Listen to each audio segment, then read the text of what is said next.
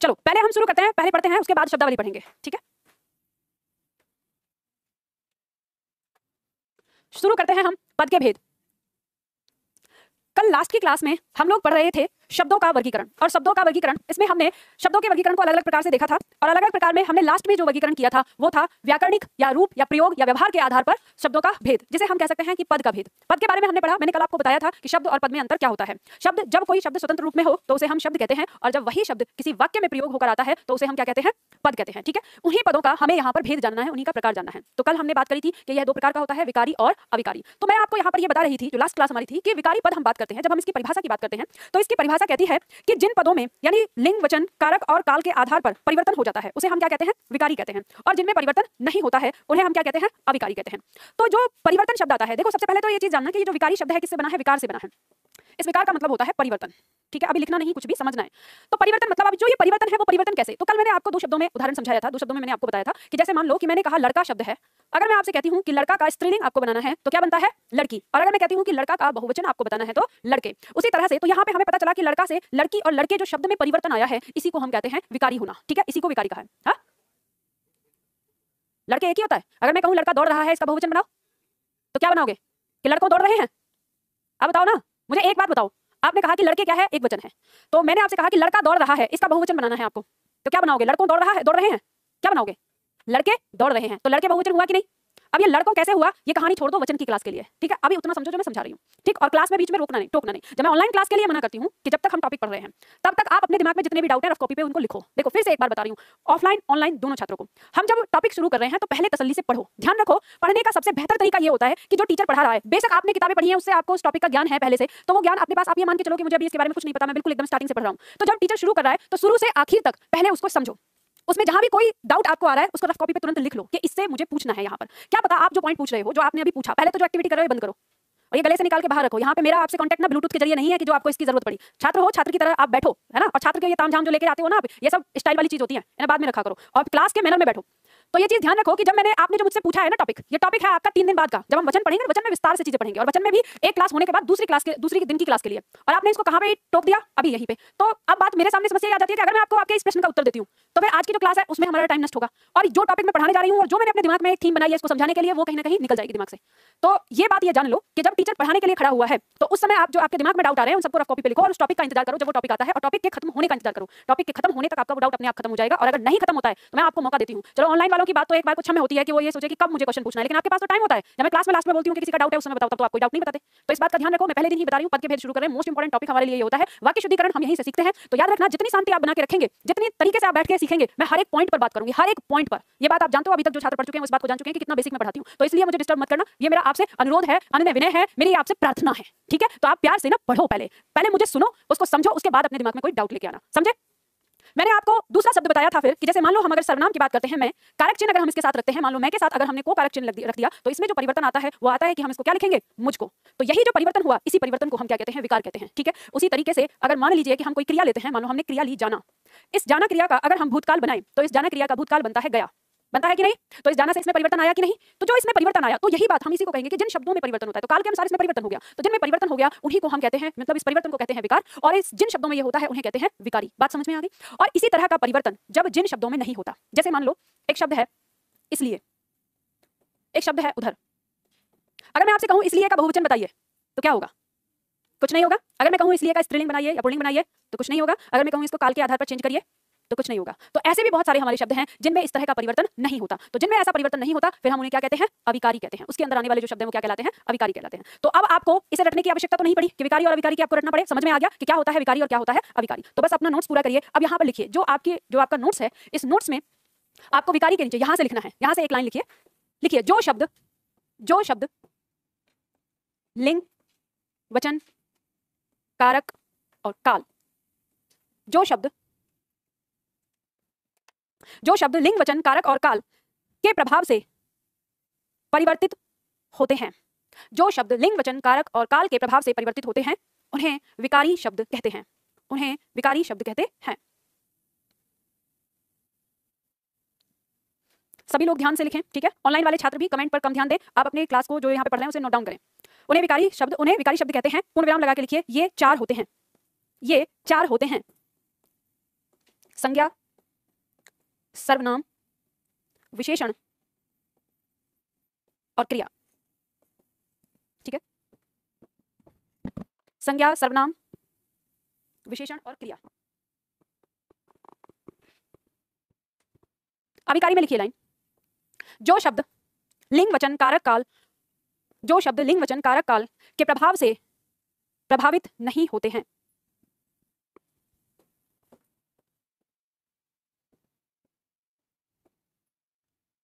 जो शब्द लिंग वचन कारक काल के प्रभाव से प्रभावित नहीं होते हैं, उन्हें अविकारी या अव्यय, उन्हें अविकारी या अव्यय शब्द कहते हैं, उन्हें अविकारी या अव्यय शब्द कहते हैं। ये चार होते हैं, ये चार होते हैं, क्रिया विशेषण, समुच्चय बोधक,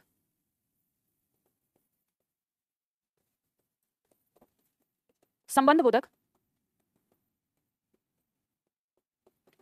विस्मयादि बोधक।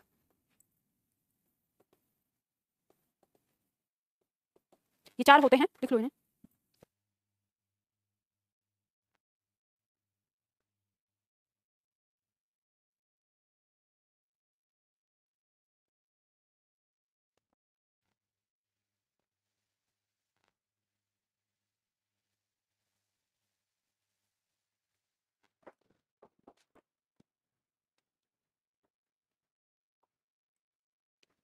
चलो, आपको समझ में आ गया। अब जो हम इसमें पढ़ेंगे, सबसे पहले ध्यान देना, ऐसे अगर हम पढ़ने लगे, मान लो नॉर्मली जिस तरह से हिंदी को पढ़ा जाता है, तो हम चाहें तो जिस तरह हिंदी को नहीं पढ़ा जाता नहीं पढ़ा जाता, तो हम इसको एक दिन के अंदर अंदर ही समाप्त कर सकते हैं हमारे पास लेकिन जिस तरह से हिंदी को पढ़ा जाता है, तो इन्हें हम ध्यान से आराम से पढ़ेंगे तो कम से कम हमें 15 दिन लगने वाले हैं इसमें। ठीक है, 15 क्लास कम से कम हमारी रहती है। ये पूरा पद का भेद भाग 2 में जो हमारा आता है। तो सबसे पहला पॉइंट आता है हमारा यहाँ पर संज्ञा, और आज की क्लास हमारी जो होगी वो संज्ञा की होगी। ठीक है, तो विकारी शब्दों में सबसे पहला पद हम पढ़ने वाले हैं संज्ञा।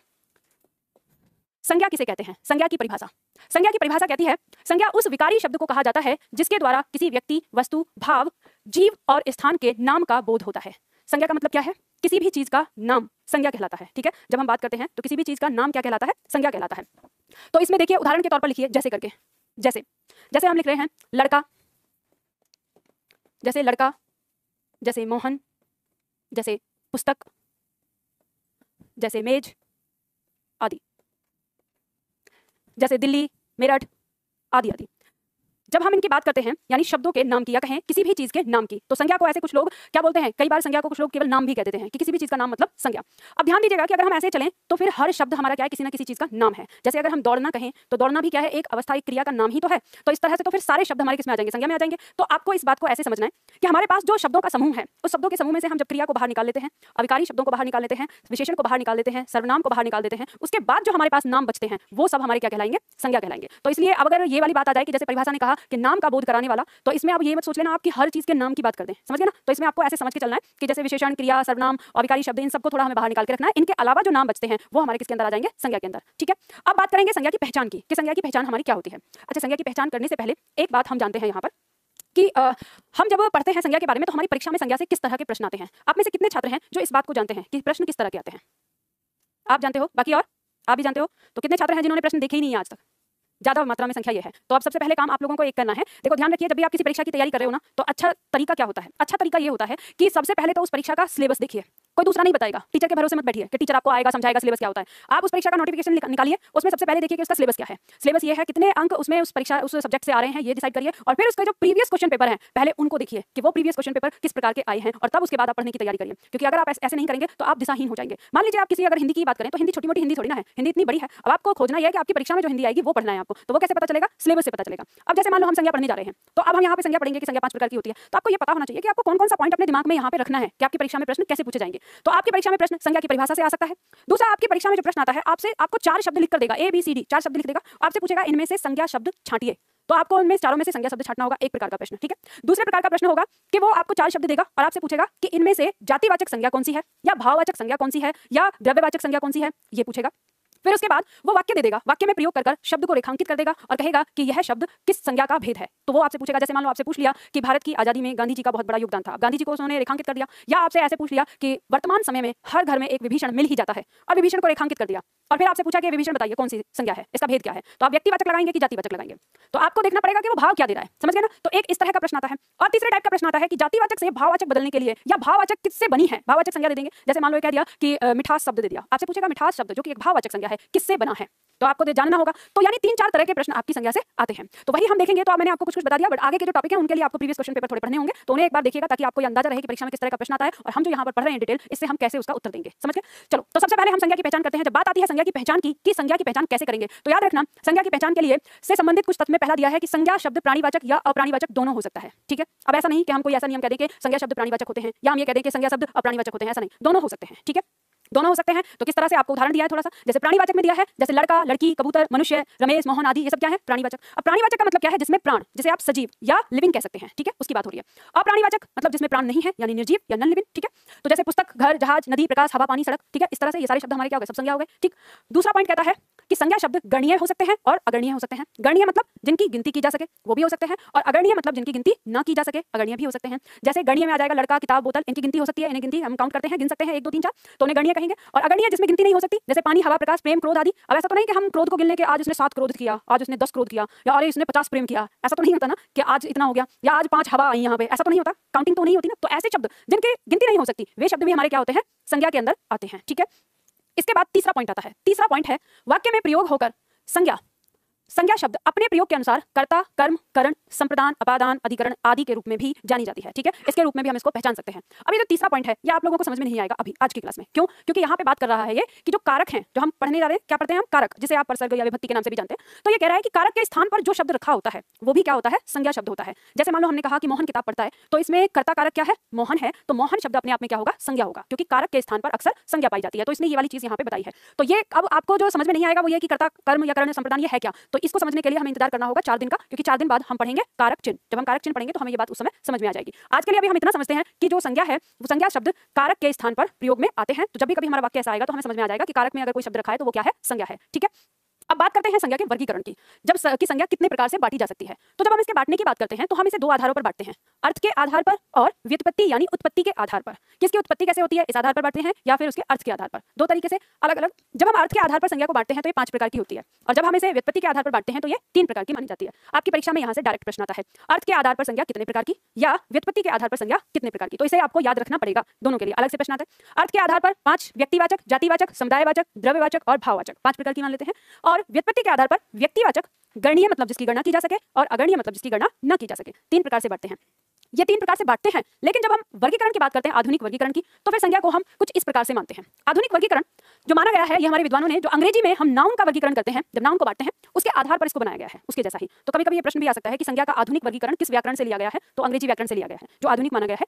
इसे हम संज्ञा को 3 प्रकार में बांटते हैं। संज्ञा के 3 भेद मानते हैं, व्यक्तिवाचक, जातिवाचक और भाववाचक। और जातिवाचक के 2 उपभेद मानते हैं, समुदायवाचक और द्रव्यवाचक। अगर ऐसे हम देखें तो ये क्या हो गया, हमारा टोटल 5 ही हो गए अलग, क्योंकि उपभेद भी आ रहे हैं। तो ध्यान रखना, यहाँ जो कुछ भी संज्ञाएं होंगी और यहाँ जो कुछ भी संज्ञाएं होंगी, इन दोनों संज्ञाओं में जातिवाचक होगा ही होगा, ये बात समझ लेना। अब जो आपकी परीक्षा में जो ट्विस्ट बनता है वो यही बनता है, जब आता है यानी इन तीनों संज्ञाओं के बीच में आपसे कुछ भी पूछ लेगा कहीं से भी उठा के, जो आपको देखने में लगेगा कि ये द्रव्यवाचक है और हो सकता है कि उसमें जातिवाचक रख दे। आपको लगे समुदायवाचक है, जैसे मान लो परिवार शब्द आ गया, आपको लगा कि परिवार क्या है, समुदायवाचक है, लेकिन आपको ऐसे उलझा दिया उसने वाक्य में कि आंसर क्या आ रहा है, जातिवाचक। जैसे उदाहरण के तौर पे मान लो हम ये कहते हैं कि मेरा परिवार मेरठ में रहता है, अगर हमने ऐसे कहा तो मेरा परिवार, तो यहाँ पे परिवार किसको दिखा रहा है, समूह को दिखा रहा है, तो ये हो गई समूहवाचक। लेकिन ये कहा कि मेरे गांव के सभी परिवार इस बार चुनाव में हिस्सा नहीं लेंगे, तो यहाँ पर जो परिवार है वो किसको दिखा रहा है, जाति को दिखा रहा है। तो अब ये क्या हो गया, जातिवाचक। तो अब आपको इस चीज को समझना पड़ेगा कि कब समुदायवाचक होगा और कब जातिवाचक होगा। तो आपकी जो संज्ञा है वो है तो बहुत सरल, लेकिन जो प्रश्न आते हैं वो ऐसे टेढ़े आते हैं। तो इसके लिए समझने के लिए हमें क्या करना होगा, तो इसे समझने के लिए हमें ये करना होगा कि हमें एक बार सबकी परिभाषा पढ़ते हुए सबको अलग अलग स्पष्ट रूप से समझना है, और फिर बाद में देखेंगे कि परीक्षा में प्रश्न कैसे आते हैं, फिर उनको हल करेंगे। तो एक एक करके हम लिख लेते हैं, समझ लेते हैं, ठीक है।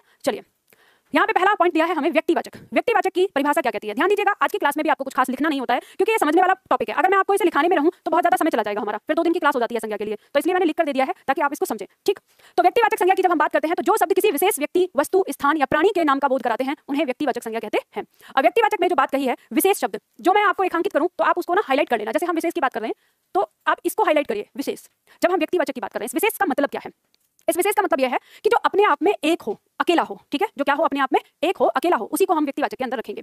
जैसे व्यक्तियों के नाम की बात करें तो सुभाष चंद्र एक हैं कि कई सारे हैं? एक हैं। जैसे भरत, सीता, सुनीता, सरदार पटेल, भगत सिंह आदि आदि, ये सब क्या हैं? एक हैं। अब आप कहेंगे कि मैम देखो भरत नाम तो बहुत सारे लोगों का हो जाता है, इसमें कई सारे हो जाएंगे, मान लो हमारी क्लास में ही 4 भरत हो गए, तो आप कहेंगे कि अब तो ये 4 हो गए तो जातिवाचक हो जाना चाहिए। तो ध्यान रखिएगा, नहीं होगा। क्यों? क्योंकि जो भी हम जिस भी भरत की बात कर रहे हैं वो अपने आप में विशेष है, भले ही वो नाम की कॉपी हो गई है वो अलग बात है, लेकिन अपने आप उसकी पहचान है। तो इसी तरह से ध्यान देना कि जो भी व्यक्तियों के नाम होते हैं वो सब किसमें आते हैं? व्यक्तिवाचक संज्ञा में। प्राणियों के नाम की अगर हम बात करें तो यहाँ पे प्राणियों यानी जानवरों के नाम दे रखे हैं। जैसे हाथी है ऐरावत, तो ऐरावत जो शब्द है ये क्या है? हमारा व्यक्तिवाचक। अब ये मत सोच लेना कि आप कहोगे मैम यहाँ तो हाथी लिखा है तो हाथी भी व्यक्तिवाचक हो गया, ये नहीं होगा। ये ब्रैकेट में लिखा है बताने के लिए कि ऐरावत क्या है, ऐरावत एक हाथी है, ठीक है। जैसे कामधेनु, ये क्या है? व्यक्तिवाचक, और ये नाम किसका है? गाय का। इसी तरह से जैसे चेतक, ये किसका नाम है? घोड़ा का, ठीक है। तो चेतक क्या है? हमारा व्यक्तिवाचक। बात समझ में आ गई?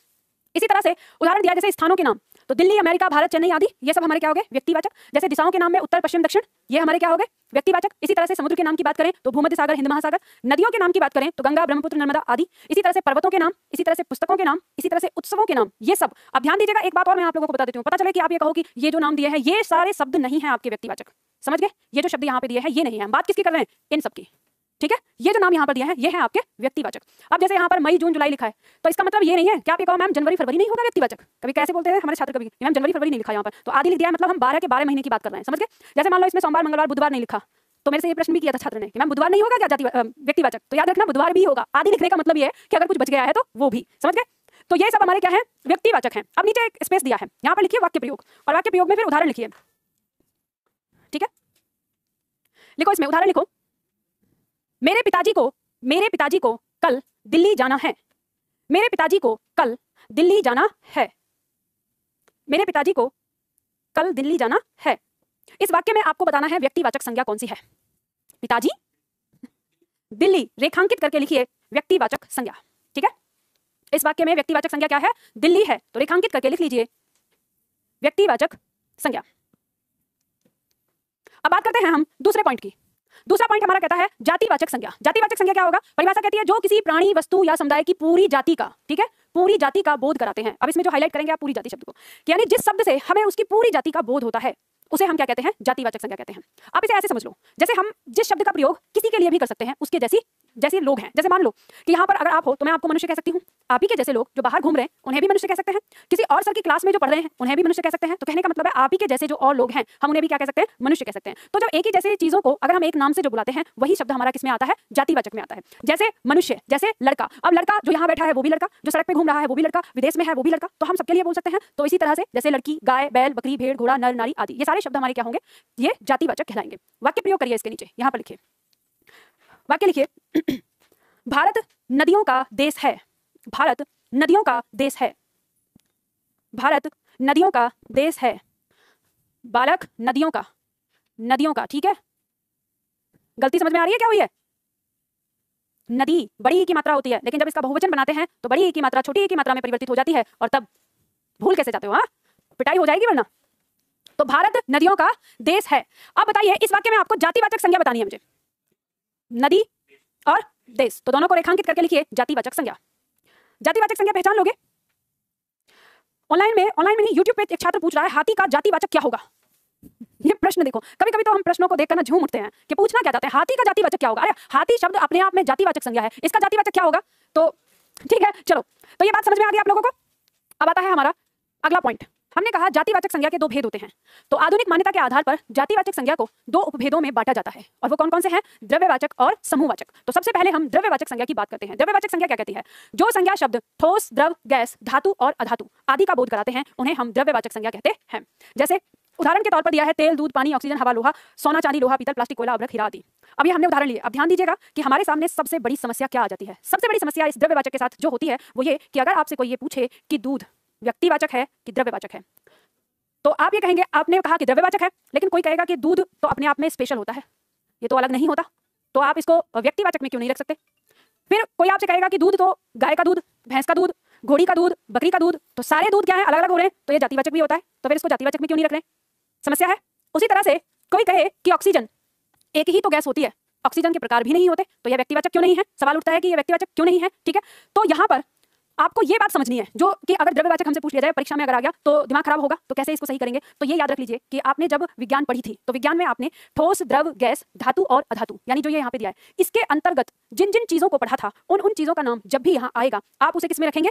द्रव्यवाचक संज्ञा के अंदर रखेंगे। ठीक है, तो अब ये मत कहना कि यहाँ पर हम अगर ऑक्सीजन की बात करें तो ऑक्सीजन तो एक ही होती है, तो इसे व्यक्तिवाचक में जाना चाहिए। तो ये सारे जो डाउट होंगे इनको आपको ऐसे पहचानना है। तो बात क्या समझ में आई?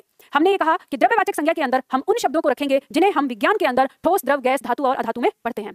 याद रखना, मैंने ये बात इसलिए आपको समझाई है कि मैं जैसे आप लोगों को हिंदी पढ़ाती हूँ तो मेरे छात्र ना लॉजिक निकालना शुरू कर देते हैं, फिर सोचना शुरू कर देते हैं। तो सोचने में मुझे एक छात्र ने कहा कि मैम पुस्तक तो ठोस है, तो पुस्तक तो ठोस है तो आप पुस्तक को द्रव्यवाचक में क्यों नहीं रख रही? तो इस तरह की समस्या फिर हमारे सामने आ जाएगी कि किसमें किसको रखें। फिर तो मनुष्य भी ठोस है तो वो भी द्रव्यवाचक में आना चाहिए। तो बात समझनी है आपको कि जब हम किसी चीज को समझते हैं तो ऐसे समझना है कि विज्ञान के अंदर हम जिस चीज को ठोस, द्रव, गैस, धातु, अधातु में रखेंगे उसे हम क्या करेंगे? द्रव्यवाचक। वाक्य प्रयोग करिए इसमें, लिखिए यहाँ पर एक वाक्य लिखिए। लिखिए, जहां कोयला होता है वहां हीरा भी पाया जाता है।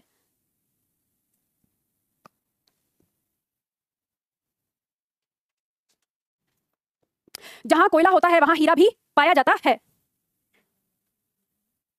जहां कोयला होता है वहां हीरा भी पाया जाता है। इस वाक्य में आपको बताना है द्रव्यवाचक संज्ञा क्या है। कोयला और हीरा, तो रेखांकित करके लिख दीजिए, कोयला और हीरा। बात समझ में आ रही है? अरे नींद तो नहीं आ रही किसी को? क्योंकि जब लिखना नहीं होता तब नींद आने लगती है। हाँ, बता देना। हाँ, ऐसा है, तुम लोगों को ना मैंने बैन किया हुआ है बोलने से। ठीक है, तो जो इंसान खुद ही में बोर हो तो उसको कोई चीज क्या मनोरंजन कर सकती है? तो अब तुम्हें क्लास बोर लग रही है तो जाओ, उठ के जाओ, क्या दिक्कत है? अब देखो तीसरा पॉइंट, समूहवाचक संज्ञा। अब बोर इन्हें क्लास क्यों लग रही है? क्योंकि मैंने पहले ही बोल दिया है कि मुझे टोकना है नहीं। तो इनकी तो आदत थी ना कि मैम को टोक के मैम को गुस्सा दिलाना है। अब मैम ने इस बात के लिए टोक दिया है पहले से, तो अब तो बोर लगेगा ही, क्योंकि घर से आते ही इसी उद्देश्य से है कि हमें डिस्टर्ब करना है आज इस पॉइंट पर।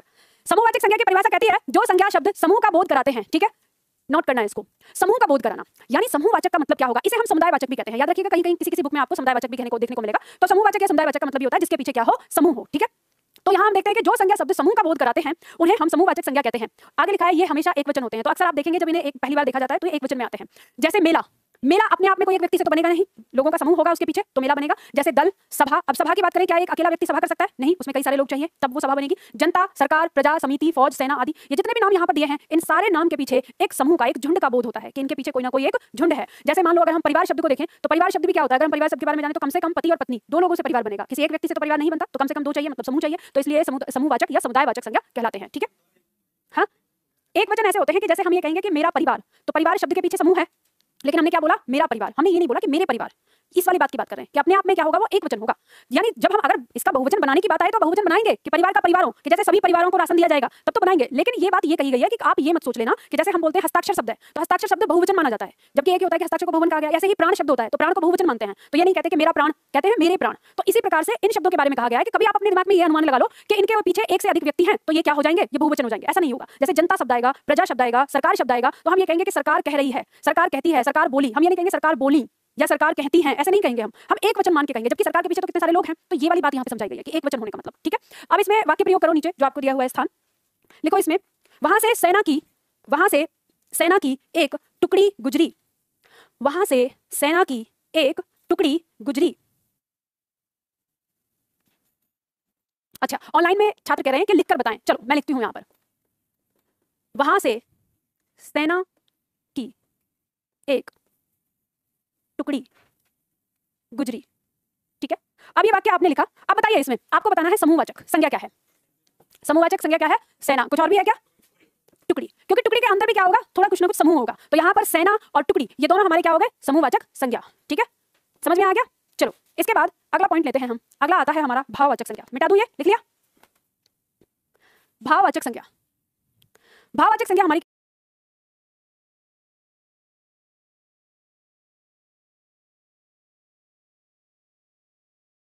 अथवा वस्तु के गुण, दोष, दशा, अवस्था, भाव। ठीक है, कितनी चीजें हमने देखी कि किसी व्यक्ति या वस्तु के गुण, दोष, दशा, अवस्था, भाव आदि का बोध होता है, वे भाववाचक संज्ञा शब्द कहलाते हैं। ठीक है, यानी उन्हें हम क्या कहते हैं? भाववाचक संज्ञा कहते हैं। अब ये बात तो यहाँ पे परिभाषा दी गई है, अब इसे आप समझ लीजिए। समझने के लिए चाहो तो लिख सकते हो यहाँ पर। ध्यान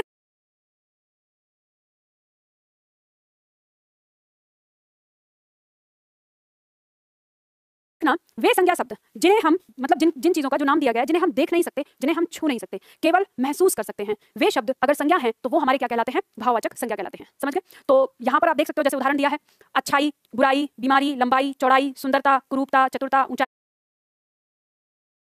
ठीक है, इसी तरह से जैसे बचपन, प्रेम, शोक, घृणा, शांति, जन्म, मृत्यु, भूख, प्यास, हरियाली, आशा, निराशा, क्रोध, ये सब चीज क्या है? हमारी भाववाचक संज्ञा कहलाती है। और इन सारी चीजों को हम सिर्फ महसूस कर पाते हैं, ना हम देख पाते हैं, ना छू पाते हैं।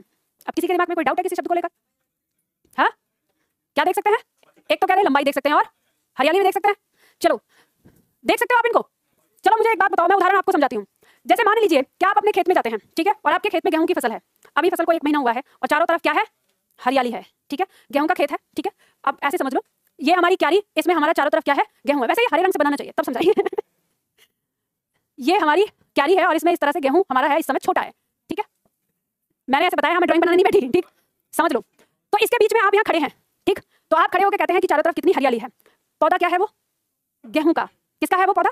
गेहूं का, ठीक है। आप 4 महीने बाद जाते हैं, फिर से आपका जो गेहूं की फसल है वो पक चुकी है। मैंने अभी की बात नहीं कही, मैंने ये कहा है जब आपका गेहूं बोया जा रहा है, ठीक है। ज्यादा बकवास मत किया करो ऐसे। तुम्हें पता नहीं है आज क्या होने वाला है तुम्हारे साथ। तुम रुको क्लास के बाद, तुम्हें रुक के जाना है, समझ गए ना? अभी तो मैं इसलिए कुछ नहीं बोल रही क्योंकि क्लास ऑनलाइन भी जा रही है और ये क्लास यूट्यूब पे भी जा रही है। फिर बाद में यहाँ बैठ के रोगे कि मैम आपने मेरी, समझ लो जो चीज मैं समझा रही हूँ। यहाँ पे आप बीच में खड़े हो, अपने चारों तरफ देख रहे हो कि हरियाली है, लेकिन जो वो पौधा है जिसे आप देख रहे हो वो क्या है? गेहूं का है। आप 4 महीने बाद ठीक इसी जगह जाकर खड़े हुई है जिस समय वो पक्का तैयार हो चुकी है। क्या आप उस समय बोलेंगे कि यहाँ हरियाली है? नहीं, उस समय तो हरियाली नहीं है। वही तो पौधा है, वही जगह है, वही क्यारी है जहाँ आप खड़े हैं। अब ऐसा क्या हो गया कि वो गेहूं अब हरियाली नहीं रही? क्या हुआ? अब वो पक चुकी है। आप जिसे छू पा रहे थे वो गेहूं का पौधा था, जिसे आप देख पा रहे थे वो गेहूं का पौधा था। आप केवल महसूस कर रहे थे जब वो हरे रंग का था उस चीज को। आप कहेंगे कि मैम हम तो देख पा रहे थे हरा, तो हरा रंग था, हरियाली नहीं थी। वो हरा क्या था? रंग था। तो उस हरियाली को क्या आप महसूस कर पा रहे थे? तो बात समझ में आई? हरियाली को हम देख नहीं पाते, हम हरियाली को महसूस कर पाते हैं। अब मान लो अगर आप लंबाई या चौड़ाई इन सब की बात करते हो, तो जैसे मान लीजिए कि आपका भाई है जो छोटा है, तो आपसे जब आपने 1 साल पहले उसे देखा तो आपके वो कंधे पर आता था, तो इतना छोटा था। फिर आप 1 साल बाद अपने घर जाते हैं तो अब वो आपके कान पे आने लगा, तो इतना बड़ा हो गया। तो आप कहेंगे इसकी लंबाई बढ़ गई। तो आपने लंबाई को देखा? आपने लंबाई को देखा क्या? नहीं। जब आपने उसे कंधे पे नापा था तब उसका शरीर था, और आज जब नापा जब कान पे है तब भी उसका शरीर है। आप जिसे छू पा रहे हो, जिसे देख पा रहे हो, वो उसका शरीर है। जो इतने से और इतना हुआ, वो जो ऊपर गया, वो जो लंबाई जिसे आपने नाम दिया उसे आपने केवल महसूस किया। जो आपने देखा, जो आपने छुआ, वो क्या था? उसका शरीर था, ठीक है। तो शरीर क्या है? जातिवाचक संज्ञा है, और जातिवाचक संज्ञा के लिए हमने ऐसा कहा ही नहीं कि आप उसे छू नहीं सकते, देख नहीं सकते, ऐसा तो बोला ही नहीं, हमने तो भाववाचक के लिए कहा है। तो बात समझ में आ गई ना? तो आप किसी भी चीज को उठाकर देख लीजिए। जैसे क्रोध, अगर आप ये कहते हैं कि हम क्रोध को देख पाएंगे, मैडम को देखते हैं हम, क्रोध कर जाती है, देख पाते हैं, तो आप देख पाते हो क्रोध को? आप सिर्फ मेरा चेहरा देखते हो। जब मैं अगर मुस्कुराऊं तब भी आप मेरा चेहरा देखते हो, जब मैं क्रोध करूं तब भी आप मेरा चेहरा देखते हो। मेरे चेहरे के भाव बदलते हैं। आप देख रहे हो किसको? सिर्फ मेरे चेहरे को। जो भाव बदला अंदर, उसे आपने केवल महसूस किया। जब मैं क्रोध में आती हूं तो आप उसे केवल महसूस करते हो। इसी तरह से हमारे जैसे जन्म की बात करें, ऐसे ही जन्म से जीवन शब्द आता है, ऐसे ही मृत्यु। आप ये कहें कि कोई व्यक्ति है और वो यहाँ पे अभी मरने वाला है, मरने की अवस्था में है और वो मर गया, तो हम कहेंगे उसकी मृत्यु हो गई। तो हम देख रहे हैं क्या मृत्यु को, या छू पा रहे हैं मृत्यु को? नहीं। उसका शरीर है और जब तक उसके अंदर सांस थी तब तक हमें लग रहा था उसके अंदर जीवन है, और जब उसके अंदर की सांस निकल गई हमें लग गया कि मृत्यु हो गई। तो क्या एक अवस्था है। और ध्यान रखना, भाववाचक संज्ञा एक अवस्था ही होती है, और अवस्था एक ऐसी चीज होती है जिसे हम केवल महसूस कर पाते हैं। तो बात समझ में आ गई? आप कहेंगे मेरा जीवन बहुत कष्ट में चल रहा है, कहाँ दिखता है? दिखता कहाँ है आपको जीवन? दिखता है क्या? नहीं। आप ही हो, हमें तो नहीं दिख रहा किसी का जीवन। ऐसा तो नहीं किसी के सर पे बैठा हुआ है ये जीवन है, ऐसा तो नहीं होता ना। तो बस वो एक अवस्था है, वो चीज है जिसे हमने नाम दे दिया, और वो क्या है? हमारे लिए भाववाचक संज्ञा में आएगा। अब ये वाली चीज तो आप अलग से, मतलब उतना ज्यादा अलग मत लेके जाओ कि हम उसे इस तरह से सोचें। नहीं, जो मैंने आपको बताया बस उतना ही ध्यान दो, ठीक है। अब इसमें वाक्य प्रयोग करो। वाक्य प्रयोग करके लिखो इसमें प्रेम ही जीवन का आधार है। प्रेम ही जीवन का आधार है। प्रेम ही जीवन का आधार है। अब इस वाक्य के अंदर आपको बताना है भाववाचक संज्ञा। भाववाचक संज्ञा बताइए, ऑनलाइन वाले छात्र बताएं। सुंदरता कुरूपता को भी तो देखते हैं हम मैम। अरे वाह, क्या बात कही। ऑनलाइन में छात्र कह रहे हैं सुंदरता को देखते हैं, कुरूपता को देखते हैं। बेटा आप ना तो सुंदरता को देखते हो ना कुरूपता को देखते हो, आप आंख नाक कान मुंह देखते हो, ठीक है। आप अंगों को देखते हो। अगर अंगों की बनावट ऐसी है जो आपको लगे कि अच्छी है, और आप कैसे पैमाना नापोगे? कोई व्यक्ति, कोई इंसान किसी के लिए बहुत सुंदर हो सकता है और किसी के लिए बदसूरत हो सकता है। अगर मान लो जो व्यक्ति आपकी नजरों में बदसूरत है, एक बार उसके माँ बाप से जरा पूछिएगा कि वो कैसा है, तो सारी दुनिया से अच्छा उसके माँ बाप को वही लगेगा। तो इसलिए सुंदरता या कुरूपता ये सभी इन्हें आप नहीं देख पाते, हम महसूस करते हैं। अब जैसे मानिए आप ये कहेंगे कि एक तितली है, तितली आपको अच्छी लगती है, फूलों पे रह रही है, तो तितली आपको अच्छी लग रही है क्योंकि वो फूलों पे है। अब तितली को वहां आनंद आ रहा है, खुशबू अच्छी लग रही है। लेकिन वही जो गुबरीला होता है, समझते हो गुबरीला? नहीं समझते। गुबरीला एक ऐसा कीड़ा होता है जो गोबर में रहता है, तो अब उसको वहां पे आनंद आ रहा है।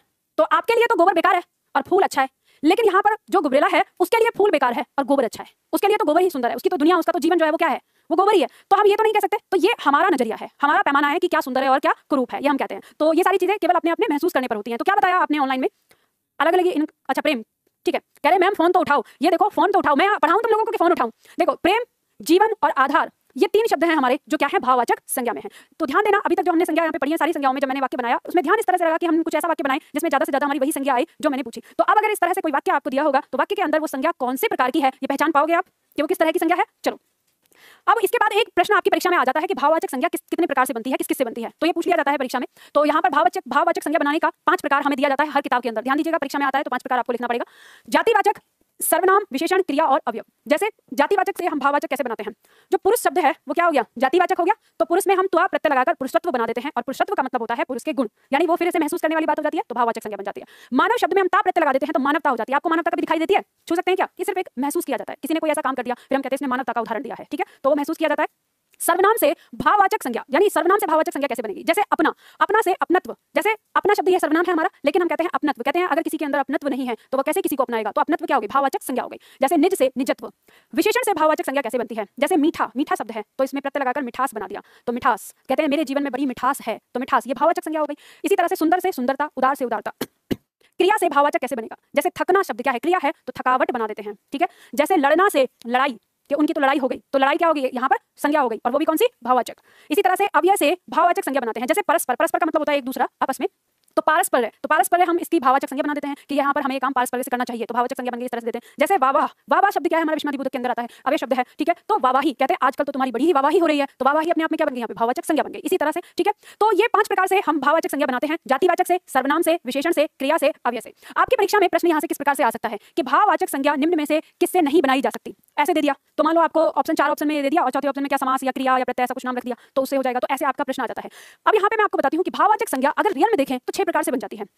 6 प्रकार कैसे? व्यक्तिवाचक से भी हमारी भाववाचक संज्ञा बन जाती है, लेकिन सभी किताबों में 5 प्रकार दे रखा है। तो परीक्षा में जब आया था ये प्रश्न, तो इसका उत्तर भी आपको 5 प्रकार का ही लगाना पड़ा। अब व्यक्तिवाचक से कैसे? जैसे मान लो गांधी शब्द है, तो हमने ये कहा कि गांधी शब्द में अगर त्वय लगा दिया तो गांधित्व हो गया, तो गांधित्व वो क्या हो जाएगा? तुरंत भाववाचक बन जाएगा। जैसे मान लो हमने राम में त्वय लगा दिया तो रामत्व हो गया, तो भाववाचक बनी कि नहीं बनी? तो ये व्यक्तिवाचक से भी बन रही है। पर यही चीज हो सकता है कि जिस समय ये बनाया उस समय व्यक्तिवाचक पर ध्यान नहीं दिया, इसलिए 5 ही रख दिया, तो परीक्षा में आपका यही आता है। तो जब भी कभी बनाने वाली बात आएगी तो आप 6 प्रकार से बना सकते हैं, लेकिन जब तक सुधार नहीं होता किताबों में तब तक आप इसका उत्तर क्या रखेंगे? 5 ही रखेंगे, क्योंकि यही आने वाला है। ऐसा हिंदी में बहुत सारे टॉपिक हैं जहां पे मुझे आपको उत्तर बताना पड़ता है कि जैसे किताबों में दिया हुआ है वैसा आपको लगाना है, ठीक है। तो ये बात आपको समझ में आ गई। अब बात करते हैं हम संज्ञा के परिवर्तन संबंधित। अब समस्या हमारे सामने, जैसे हमने संज्ञा पढ़ ली यहाँ पर, और संज्ञा पढ़ने में हम देखेंगे कि कुछ ऐसी समस्याएं हैं हमारी संज्ञा के अंदर जो पढ़ने के बाद भी सॉल्व नहीं होती हैं। जैसे मान लो मैं अगर आपसे कहूं कि आम, इस संज्ञा में कौन सी संज्ञा है? इसका भेद बताना है। यह जातिवाचक है या व्यक्तिवाचक है? जातिवाचक कैसे है? अब आपके दिमाग में डाउट आ रहा है कि नहीं आ रहा है कि जातिवाचक है कि व्यक्तिवाचक है?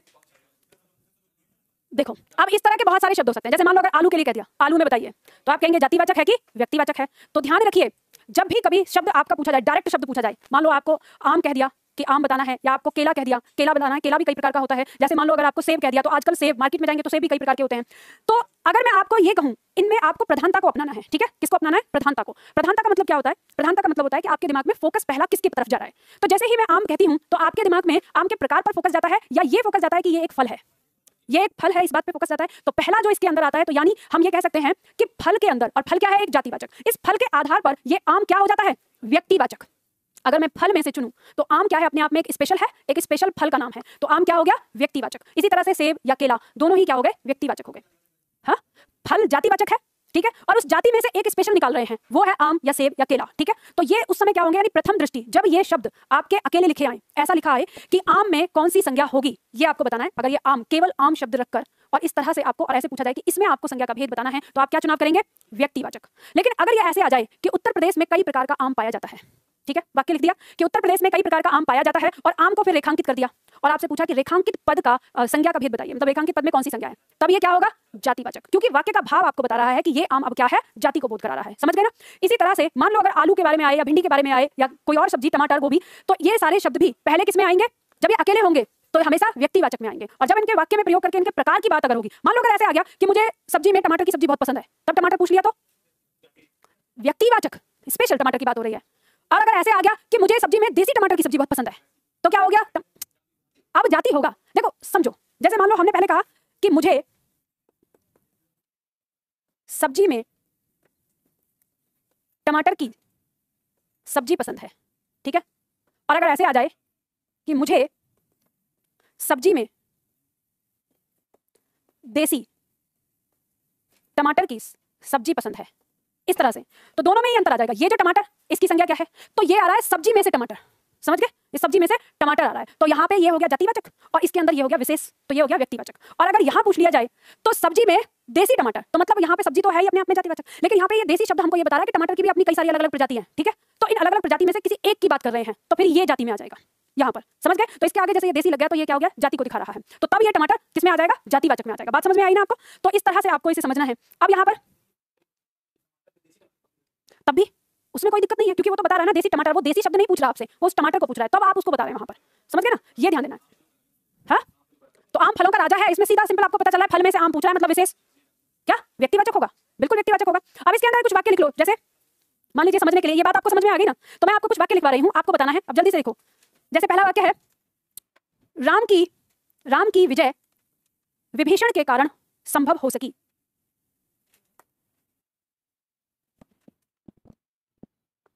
राम की विजय विभीषण के कारण हो सकी, संभव हो सकी। राम की विजय विभीषण के कारण हो सकी। इधर देखो बालक, विभीषण, जब भी वर्तनी लिखो उसे तोड़कर लिखो, छोटा छोटा बनाकर, ठीक है। विभीषण, जब भी कोई शब्द आपको ऐसा लगे कि ये लिखा नहीं जा रहा है, तो उसको सीखने के लिए उसे टुकड़े में तोड़ के रखो, टुकड़े में तोड़ के ध्यान में रखो, और तभी वो आपको समझ में आएगी, ठीक है। राम की विजय विभीषण के कारण हो सकी। दूसरा वाक्य लिखो, आज हर घर में विभीषण पाया जाता है। आज हर घर में विभीषण पाया जाता है। आज हर घर में विभीषण पाया जाता है।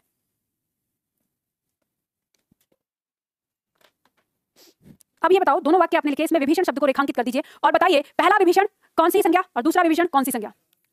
पहला विभीषण व्यक्तिवाचक लिख दीजिए रेखांकित करके, और दूसरा विभीषण जातिवाचक, क्योंकि वो जाति का बोध करा रहा है। तो बात समझ में आ गई आपको। अब जब प्रश्न आएगा तो आसानी से समझ लेंगे आप, समझ में आ जाएगा ना, ठीक है। दूसरा वाक्य प्रयोग करो, लिखो, मेरा परिवार दिल्ली में रहता है। मेरा परिवार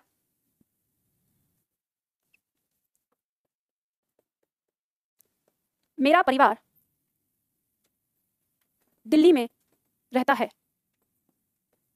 दूसरा वाक्य, सभी परिवार, इसे ऐसे लिखो, इस बार इस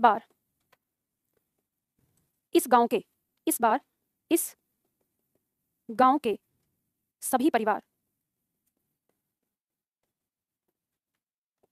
चुनाव नहीं करेंगे।